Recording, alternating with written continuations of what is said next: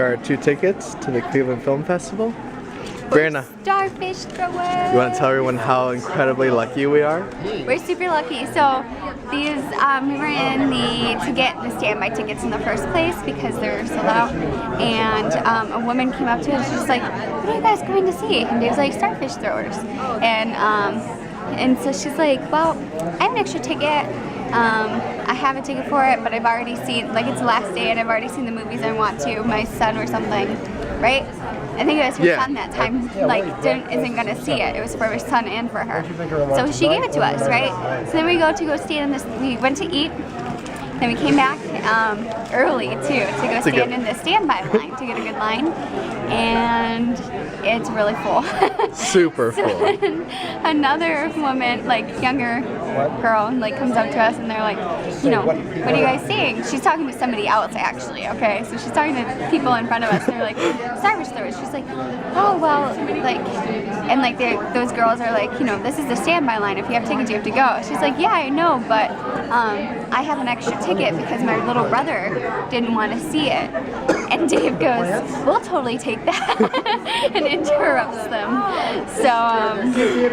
So basically, we're the luckiest people alive because we got 2 tickets to the movie we wanted to see for free by not standing in the super long lines either. Yeah, and we explained we only had 1 ticket before, and she's like, "Oh, well, there you go." So then that's how we got our 2 tickets. So Dave's not a completely terrible person for taking the tickets from the other people because they had 2 people, so they would have needed another one anyways.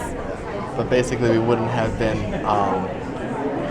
gotten in without the generosity of other people. So thank you, and we'll try to pay it forward when we get the chance.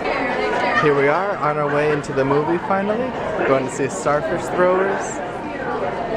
I mean, there's always a lot of things that I think come together. I mean, I knew I wanted to do something around food and something around hunger, but I didn't want it to be an advocacy film or a policy film because those already exist. I wanted to personal stories with a POV of people that were doing the work, and I was fascinated by what drives someone to work at what seems like a completely unsolvable problem. You know, when something is so big, it's so easy to just say, you know, what can we really do? So I wanted to explore what kept them going.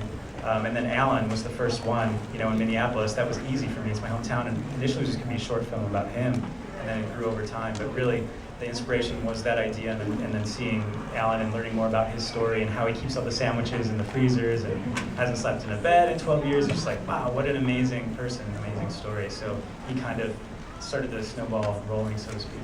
Show the poster, Vic. So this is what we got. They only had this one sitting on the table, and Dave asked for it, and we got it. So today is just, I don't know if we're gonna win the lottery or someone's trying to show us like luckiest we were day meant ever. to see this and enjoy it and be optimistic about our life. But so we saw the Starfish Throwers. Mm-hmm. You want to zoom in on? Yeah. So cool. Seriously, an amazing movie. So inspirational. All right, tell them what you were saying. I don't know, just, it was so good. So basically, the movie is mostly about homelessness and people who are going hungry around the world. And there's these stigmas that are attached to homeless people, and these stigmas attached to people who want to help people who are helpless. And you know, they say, why are you working towards a cause that you're not going to do anything? You're not even going to make a dent. And basically, I don't know. I think the film producer, I forgot his name.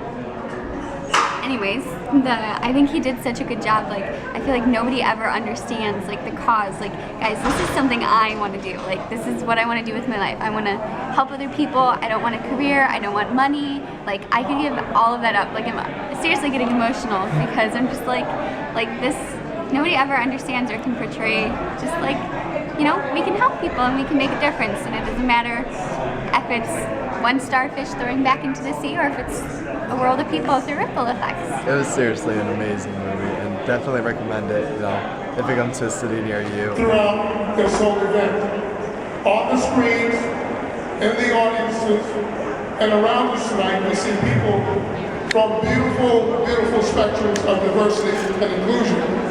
This diversity is a tribute to Cleveland, and it is a tribute to this festival, to every volunteer, to every staff member, to every board member and sponsor, and every member of the Cleveland Film Society.